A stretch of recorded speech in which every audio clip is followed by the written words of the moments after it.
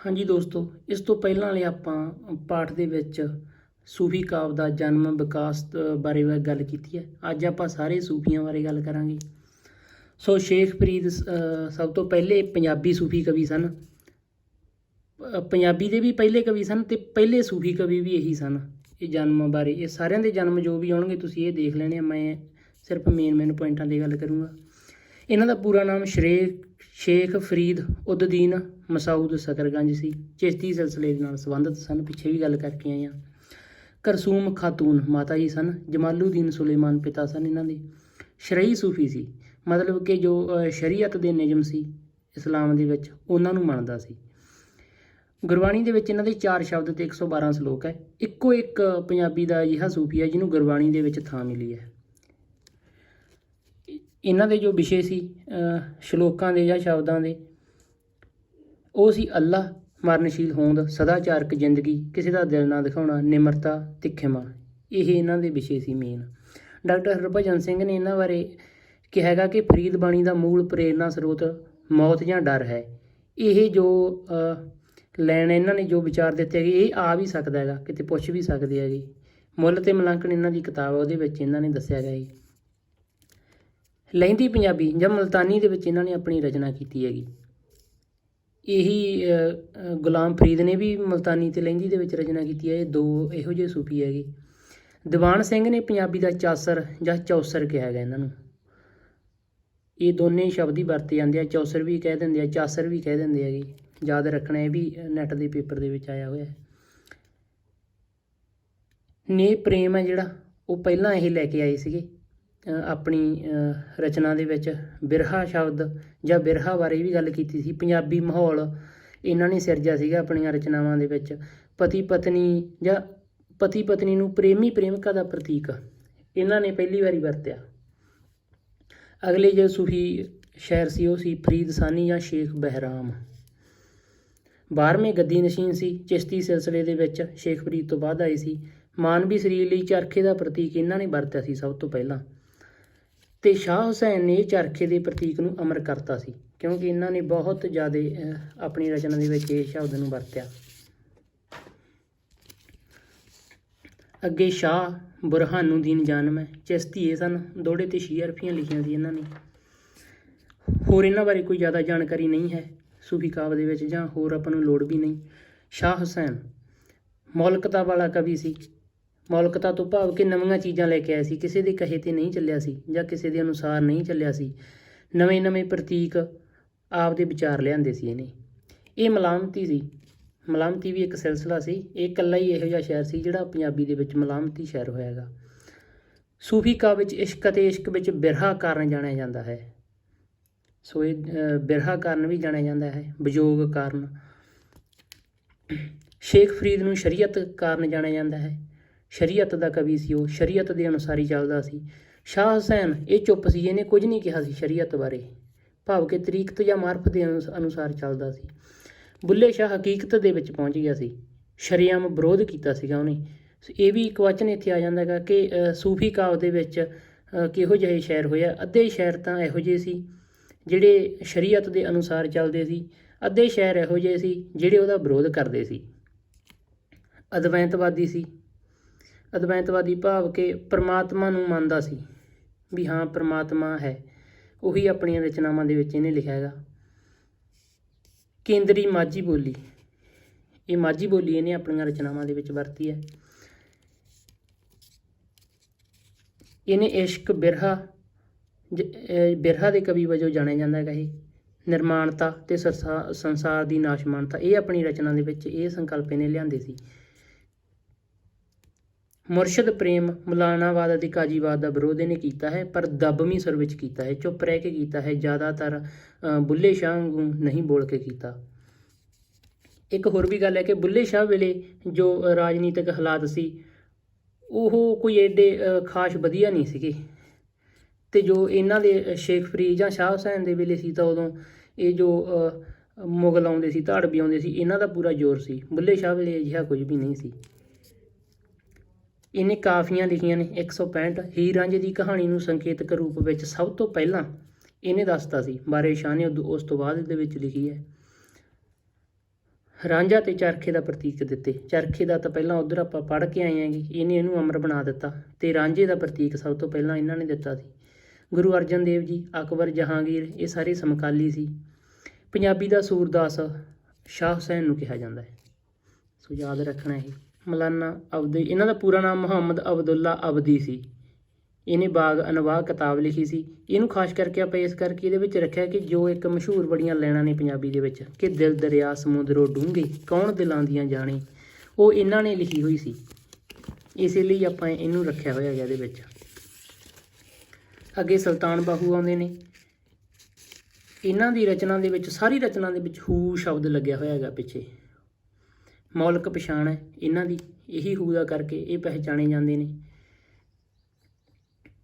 ਸ਼ੇਖ ਫਰੀਦ, ਸ਼ਾਹ ਹੁਸੈਨ, ਬੁੱਲੇ ਸ਼ਾਹ, ਅਲੀ ਹੈਦਰ, ਹਾਸ਼ਮ, ਗੁਲਾਮ ਫਰੀਦ, ਇਹ ਤੁਸੀਂ ਯਾਦ ਰੱਖਣਾ ਹੈਗਾ ਵੀ ਇਹ ਸੁਲਤਾਨ ਬਾਹੂ ਇੱਥੇ ਆ ਜਾਂਦੇ ਨੇ ਇਸ ਥਾਂ ਦੇ ਉੱਤੇ। ਇਹ ਇਹਨਾਂ ਦਾ ਸੀਰੀਅਲ ਵਾਈਜ਼ ਹੈਗਾ ਵੀ ਕਿਹੜੇ ਕਦੋਂ ਆਏ, ਕਿਹੜੇ ਕਦੋਂ ਆਏ, ਅੱਗੇ ਜਾ ਕੇ ਵੀ ਆਪਾਂ ਕਰਾਂਗੇ, ਪਰ ਇਹ ਯਾਦ ਰੱਖਣਾ ਵੀ ਸੀਰੀਅਲ ਇਹਨਾਂ ਦਾ ਕੀ ਸੀਗਾ, ਕਿਉਂਕਿ ਬੜੇ ਕਵਾਚਨ ਨੇ ਜਿਹੜੇ ਇਹਦੇ 'ਤੇ ਆਉਂਦੇ ਨੇ, ਬਹੁਤ ਵਾਰੀ ਆਉਂਦੇ ਨੇ। ਦਵਈਆ ਛੰਦ ਦੇ ਵਿੱਚ ਇਹਨਾਂ ਨੇ ਰਚਨਾ ਕੀਤੀਆਂ ਹੋਈਆਂ ਨੇ।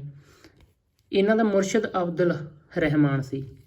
ਇਹਨੇ ਦੋੜੇ ਸ਼ੀਅਰਫੀ ਲਿਖੀਆਂ, ਸ਼ੀਅਰਫੀਆਂ 5 ਲਿਖੀਆਂ ਨੇ। ਲਿਖਣ ਦੀ ਪਹਿਲ ਵੀ ਇਹਨਾਂ ਨੇ ਕੀਤੀ ਹੈਗੀ। ਸ਼ੀਅਰਫੀਆਂ ਵੈਸੇ ਇਸ ਤੋਂ ਪਹਿਲਾਂ ਸ਼ਾਹ ਬੁਰਹਾਨੂਦੀਨ ਜਾਨਮ ਨੇ ਵੀ ਲਿਖੀਆਂ ਸੀ, ਪਰ ਉਹਨਾਂ ਦੀਆਂ ਇੰਨੀਆਂ ਫੇਮਸ ਨਹੀਂ ਸੀਗੀਆਂ। ਉਹ ਸਭ ਤੋਂ ਵੱਧ ਇਹਨਾਂ ਦੀਆਂ ਹੀ ਮਤਲਬ ਕਿ ਜਾਣੀਆਂ ਜਾਂਦੀਆਂ ਨੇ ਪੰਜਾਬੀ ਸੂਫੀ ਕਾਵਿ ਦੇ ਵਿੱਚ। ਰਸਮੀ ਕਲਮੇ ਦੀ ਥਾਂ ਦਿਲ ਵਾਲਾ ਕਲਮਾ ਪੜ੍ਹਿਆ। ਜੋ ਕਲਮਾ ਪੜ੍ਹਦੇ ਸੀ ਇਹਨੇ ਕਿਹਾ ਕਿ ਦਿਲ ਵਾਲਾ ਕਲਮਾ ਪੜ੍ਹਨਾ ਚਾਹੀਦਾ ਹੈਗਾ। ਮੌਲਾਨਾਵਾਦ, ਕਾਜ਼ੀਵਾਦ ਦੇ ਪਖੰਡ ਦਾ ਵਿਰੋਧ ਵੀ ਕੀਤਾ ਹੈ। ਸ਼ਾਹ ਹੁਸੈਨ ਨੇ ਵੀ ਕੀਤਾ ਹੈ, ਬੁੱਲੇ ਸ਼ਾਹ ਨੇ ਵੀ ਕੀਤਾ ਹੈ। ਇਹ ਯਾਦ ਰੱਖਣੀਆਂ ਨੇ ਗੱਲਾਂ। ਬੌਧਿਕ ਸੂਫੀ ਕਵੀ ਜਾਂ ਚੇਤਨ ਇਹਨੂੰ ਮੰਨਿਆ ਜਾਂਦਾ ਹੈਗਾ। ਇਹ ਕਵਾਚਨ ਕਾਫੀ ਵਾਰ ਆਇਆ ਹੈਗਾ ਪੰਜਾਬੀ ਨੈੱਟ ਦੇ ਵਿੱਚ ਕਿ ਬੌਧਿਕ ਸੂਫੀ ਕਵੀ ਕੌਣ ਹੈਗੇ, ਜਾਂ ਆਪਸ਼ਨਾਂ ਦੇ ਵਿੱਚ ਵੀ ਆਉਂਦਾ ਰਿਹਾ, ਤਾਂ ਸੁਲਤਾਨ ਬਾਹੂ ਨੂੰ ਬੌਧਿਕ ਸੂਫੀ ਕਵੀ ਮੰਨਿਆ ਜਾਂਦਾ ਹੈਗਾ। ਸ਼ਾਹ ਮੁਰਾਦ ਹੈ, ਇਹ ਵੀ ਕਾਦਰੀ ਸੀ। ਸਤਵਾਰਾ, ਬੈਂਤ, ਗਜ਼ਲ ਤੇ 12ਵਾਂ ਇਹਨਾਂ ਨੇ ਲਿਖੀਆਂ ਨੇ। ਡਾਕਟਰ ਗੁਰਦੇਵ ਸਿੰਘ ਨੇ ਆਪ ਨੂੰ ਪੰਜਾਬੀ ਗਜ਼ਲ ਦਾ ਬਾਨੀ ਕਿਹਾ ਹੈ।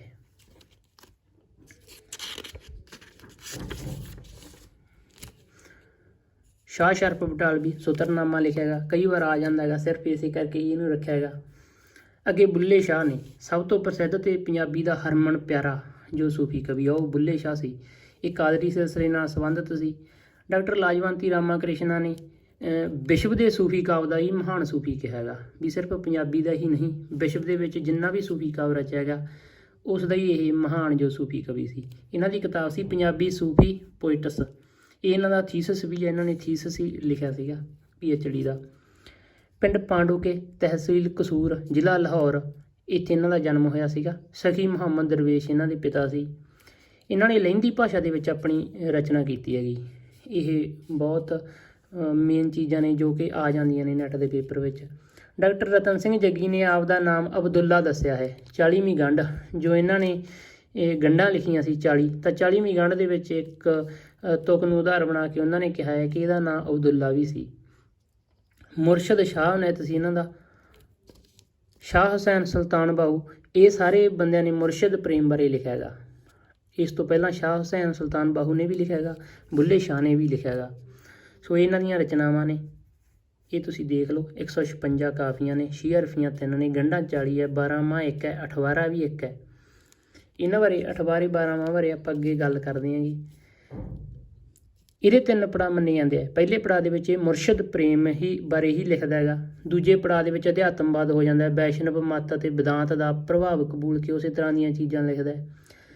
ਤੀਸਰੇ ਪੜਾਅ ਦੇ ਵਿੱਚ ਅਖੀਰ 'ਤੇ ਜਾ ਕੇ ਦੁਨਿਆਵੀ ਚੀਜ਼ਾਂ ਤੋਂ ਉੱਪਰ ਉੱਠਦਾ ਅਤੇ ਕਰਮਕਾਂਡ 'ਤੇ ਵਿਅੰਗ ਕਰਦਾ। ਜੋ ਸ਼ਰੀਅਤ ਸੀ ਜਾਂ ਜੋ ਵੀ ਇਹਨਾਂ ਦੇ ਅਪਵਾਦ ਆਇਆ ਹੋਇਆ ਸੀਗਾ ਸੂਫੀ ਦੇ ਵਿੱਚ ਜਾਂ ਇਸਲਾਮ ਧਰਮ ਦੇ ਵਿੱਚ, ਉਹਦੇ ਬਾਰੇ ਲਿਖਦਾ ਹੈ। ਲੋਕ ਕਾਵਿ ਦੇ ਨੇੜੇ ਦੀ ਰਚਨਾ ਮੰਨੀ ਗਈ ਹੈ ਇਹਦੀ। ਰਤਨ ਸਿੰਘ ਜੱਗੀ ਨੇ ਕਿਹਾ ਕਿ ਲੋਕ ਕਾਵਿ ਦੇ ਬਹੁਤ ਨੇੜੇ ਲਿਖਿਆ ਗਿਆ ਨੇ, ਮਤਲਬ ਕਿ ਲੋਕਾਂ ਦੀ ਭਾਸ਼ਾ ਦੇ ਵਿੱਚ ਲਿਖਿਆ ਹੈਗਾ, ਬੜਾ ਸੌਖਾ ਲਿਖਿਆ ਹੈਗਾ।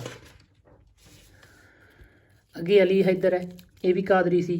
6 ਸ਼ੀਅਰਫੀਆਂ ਲਿਖੀਆਂ ਨੇ। ਸ਼ਰੀਅਤ ਦਾ ਸੂਫੀ ਸੀਗਾ ਇਹ। ਦਬਵੀਂ ਸੁਰ ਵਿੱਚ ਹੀ ਇਹਨੇ ਵਿਰੋਧ ਕੀਤਾ ਹੈਗਾ, ਮਤਲਬ ਕਿ ਬਾਬਾ ਫਰੀਦ ਹੋ ਗਿਆ, ਇਹ ਹੋ ਗਿਆ, ਸ਼ਾਹ ਹੁਸੈਨ ਹੋ ਗਿਆ, ਇਹਨਾਂ ਨੇ ਦਬਵੀਂ ਸੁਰ ਦੇ ਵਿੱਚ ਵਿਰੋਧ ਕੀਤਾ ਹੈਗਾ, ਖੁੱਲ੍ਹ ਕੇ ਨਹੀਂ ਕੀਤਾ। ਫਰਦ ਫਕੀਰ ਹੈ, ਸ਼ਰਾਂ ਦੇ ਕਾਇਦੇ ਵਿੱਚ ਹੀ ਰਹਿਣ ਵਾਲਾ ਹੈ, ਇਹ ਵੀ ਸ਼ਰਾਂ ਦੇ ਵਿੱਚ ਹੀ ਰਹਿੰਦਾ ਸੀ। ਰੋਸ਼ਨ ਦਿਲ, ਸ਼ੀਅਰਫੀ ਨਸੀਹਤ, 12ਵਾਂ ਕਸਬਨਾਮਾ, ਇਹ ਇਹਨਾਂ ਨੇ ਰਚਨਾਵਾਂ ਕੀਤੀਆਂ ਨੇ। ਡਾਕਟਰ ਲਾਜਵੰਤੀ ਰਾਮਾ ਕ੍ਰਿਸ਼ਨਾ ਨੇ ਇਹਨੂੰ ਸਧਾਰਨ ਪੱਧਰ ਦਾ ਸੂਫੀ ਕਵੀ ਕਿਹਾ ਹੈ। ਅੱਗੇ ਹਾਸ਼ਮ ਹੈ, ਇਹ ਕਾਦਰੀ ਦੇ ਨਾਲ ਸੰਬੰਧਿਤ ਹੈ, ਜੋ ਕਿ ਨਸ਼ਾਹੀ ਦੇ ਵਿੱਚ ਇਹਨੂੰ ਮੰਨਿਆ ਜਾਂਦਾ ਹੈਗਾ। ਨਸ਼ਾਹੀ ਤੋਂ ਅੱਗੇ ਕਾਦਰੀ ਸਿਲਸਿਲਾ ਨਿਕਲਿਆ ਹੈਗਾ। ਇਹਦਾ ਵੀ ਮੌਲਿਕ ਅੰਦਾਜ਼ ਸੀਗਾ ਆਪਣਾ, ਇਹਨੇ ਵੀ ਕਿਸੇ ਦੇ ਪਿੱਛੇ ਚੱਲ ਕੇ ਕੁਝ ਨਹੀਂ ਕੀਤਾ। ਜਗਦਿਓਂ ਕਲਾਂ, ਜ਼ਿਲ੍ਹਾ ਅੰਮ੍ਰਿਤਸਰ, ਪੰਜਾਬ ਦੇ ਵਿੱਚ ਇਹ ਇੱਧਰ ਚੜ੍ਹਦੇ ਪੰਜਾਬ 'ਚ ਜੰਮਣ ਵਾਲਾ ਇਹ ਪਹਿਲਾ ਹੀ ਜੋ ਕਿ ਕਵੀ ਹੈਗਾ, ਸੂਫੀ ਕਵੀ।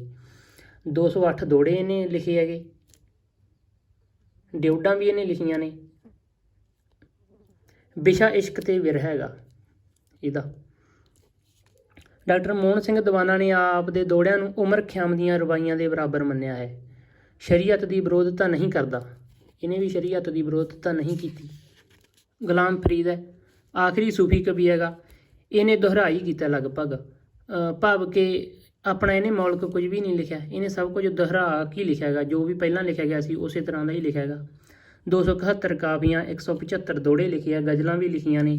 ਇਹਦਾ ਵਿਸ਼ਾ ਸੀ ਜਿਹੜਾ ਇਸ਼ਕ ਤੇ ਵਿਰਹਾ ਸੀ। ਸ਼ਾਹ ਹੁਸੈਨ ਤੇ ਹਾਸ਼ਮ ਨੇ ਵੀ ਇਹਨੂੰ ਲਿਖਿਆ ਹੈਗਾ, ਵਿਰਹਾ ਨੂੰ। ਵੱਡਾ ਗੁਣ ਇਹਦਾ ਇਹ ਹੈ ਕਿ ਇਹਦੇ ਵਿੱਚ ਸੰਗੀਤਾਤਮਕਤਾ ਸੀ, ਹੋਰ ਦੇ ਵਿੱਚ ਇੰਨੀ ਨਹੀਂ ਸੀ। ਇਹਦੇ ਵਿੱਚ ਜਿੰਨੀ ਸੰਗੀਤਾਤਮਕਤਾ ਸੀ, ਜਿੰਨਾ ਇਹਨੂੰ ਗਾਇਆ ਜਾ ਸਕਦਾ ਸੀ, ਭਾਵ ਕਿ ਗਾ ਕੇ ਲਿਖਦਾ ਹੁੰਦਾ ਸੀ। ਲਹਿੰਦੀ ਤੇ ਮਲਤਾਨੀ ਭਾਸ਼ਾ, ਬਾਬਾ ਫਰੀਦ ਨੇ ਵੀ ਇਸੇ ਭਾਸ਼ਾ ਦੇ ਵਿੱਚ ਹੀ ਲਿਖਿਆ ਸੀ, ਜੋ ਉਪਭਾਸ਼ਾ ਹੈਗੀ ਪੰਜਾਬ ਦੀ। ਅਬਦੁਲ ਗਫੂਰ ਕੁਰੈਸ਼ੀ ਨੇ ਕਾਫੀ ਦਾ ਬਾਦਸ਼ਾਹ ਕਿਹਾ ਹੈਗਾ ਇਹਨੂੰ। ਅਬਦੁਲ ਗਫੂਰ ਕੁਰੈਸ਼ੀ ਜੋ ਕਿ ਇੱਕ ਇਤਿਹਾਸਕਾਰ ਸੀ, ਇਹਨੇ ਕਾਫੀ ਦਾ ਬਾਦਸ਼ਾਹ ਕਿਹਾ ਇਹਨੂੰ। ਸੂਫੀ ਕਾਵਿ ਵਿੱਚ ਸਭ ਤੋਂ ਵੱਧ ਕਲਾਮ ਗੁਲਾਮ ਫਰੀਦ ਨੇ ਹੀ ਰਚਿਆ ਹੈਗਾ, ਸੂਫੀ ਕਾਵਿ ਦੇ ਵਿੱਚ। ਇਸ ਤੋਂ ਬਾਅਦ ਪੀਰੋ ਪ੍ਰੇਮਣ ਤੇ ਫਜ਼ਲ ਸ਼ਾਹ ਆ ਜਾਂਦੇ ਨੇ। ਇਹ ਪੀਰੋ ਪ੍ਰੇਮਣ ਪਹਿਲੀ ਸੂਫੀ ਇਸਤਰੀ ਸੀ, ਬਸ ਇੰਨਾ ਹੀ ਯਾਦ ਰੱਖ ਲਓ, ਇਹ ਕੋਈ ਜ਼ਿਆਦਾ ਇੰਪੋਰਟੈਂਟ ਨਹੀਂ ਸੀ। ਇੱਕ ਫਜ਼ਲ ਸ਼ਾਹ। ਸੋ ਇਹ ਇਹਨਾਂ ਦਾ ਜੋ ਸੀਰੀਅਲ ਹੈ ਇਹ ਉਹ ਹੈ ਸਾਰਾ। ਇਹਨੂੰ ਤੁਸੀਂ ਪੜ੍ਹ ਲਿਓ, ਸਕਰੀਨਸ਼ਾਟ ਲੈ ਲਓ ਬੇਸ਼ੱਕ। ਇਹ ਸੀਰੀਅਲ ਵਾਈਜ਼ ਆ ਸਾਰੇ। ਸ਼ੇਖ ਫਰੀਦ, ਇਸ ਤੋਂ ਬਾਅਦ ਕੌਣ ਕੌਣ ਆਇਆ, ਇਹ ਤੁਸੀਂ ਸਾਰੇ ਯਾਦ ਰੱਖਣੇ ਉੱਪਰ ਵਾਲੇ ਜੋ ਮੇਨ ਨੇ। ਸ਼ੇਖ ਫਰੀਦ ਪਹਿਲਾਂ ਆਇਆ, ਸ਼ਾਹ ਹੁਸੈਨ ਉਦੋਂ ਬਾਅਦ ਆਇਆ। ਇਹਨਾਂ ਦਾ ਕਰਮਵਾਰ ਪੁੱਛ ਸਕਦੇ ਨੇ, ਜ਼ਿਆਦਾਤਰ ਆਉਂਦਾ ਹੁੰਦਾ ਕਰਮਵਾਰ। ਸ਼ੇਖ ਫਰੀਦ ਪਹਿਲਾਂ ਹੀ, ਸ਼ਾਹ ਹੁਸੈਨ ਬਾਅਦ 'ਚ ਆਇਆ, ਫਿਰ ਸੁਲਤਾਨ ਬਾਹੂ ਆਇਆ, ਬੁੱਲੇ ਸ਼ਾਹ ਆਇਆ। ਇਸ ਤਰ੍ਹਾਂ ਇਹਨਾਂ ਨੂੰ ਤੁਸੀਂ ਯਾਦ ਰੱਖਣਾ, ਜੋ ਵੀ ਮੇਨ ਨੇ। ਹੁਣ ਤਾਂ ਵੈਸੇ ਮੈਂ ਉੱਪਰ ਹੀ ਦਿੱਤੇ ਨੇ। ਇਹ ਹਾਸ਼ਮ ਆਇਆ ਹੈਗਾ, ਗੁਲਾਮ ਫਰੀਦ ਆਇਆ ਹੈਗਾ। ਇਹ ਇਸ ਤਰ੍ਹਾਂ ਇਹਨਾਂ ਨੂੰ ਯਾਦ ਤੁਸੀਂ ਰੱਖਣਾ ਹੈਗਾ। ਸਕਰੀਨਸ਼ਾਟ ਲੈ ਸਕਦੇ ਹੋ ਤੁਸੀਂ ਇਹਦਾ। ਇਹ ਅੱਗੇ ਆ ਗਏ। ਬਹੁਤ ਵਾਰ ਇਹ ਕੁਐਸਚਨ ਹੁੰਦਾ ਕਿ ਕਾਫੀਆਂ ਕਿਹਨਾਂ ਨੇ ਲਿਖੀਆਂ ਦੱਸੋ, ਇਹਦਾ ਵੀ ਤੁਸੀਂ ਸਕਰੀਨਸ਼ਾਟ ਲੈ ਲਿਓ।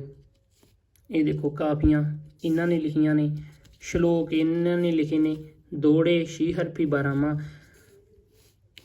ਇਹ ਛੀ ਹਰਫੀ ਦਾ ਮਤਲਬ ਹੁੰਦਾ 30 ਹਰਫੀ। ਛੀ ਦਾ ਮਤਲਬ 30, ਹਰਫ ਦਾ ਮਤਲਬ ਅੱਖਰ।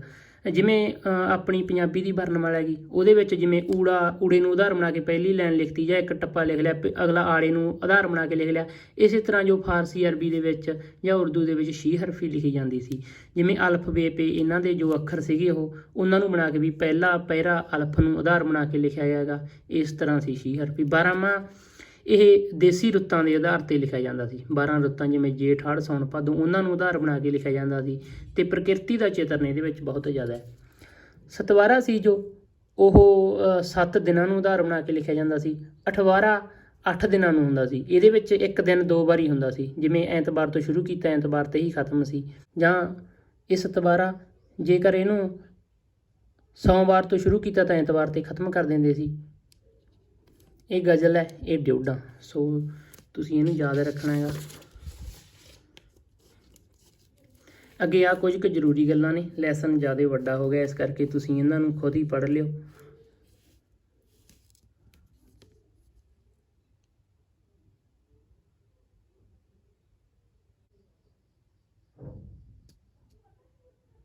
ਸੋ ਤੁਹਾਡਾ ਸਾਰਿਆਂ ਦਾ ਬਹੁਤ ਬਹੁਤ ਧੰਨਵਾਦ।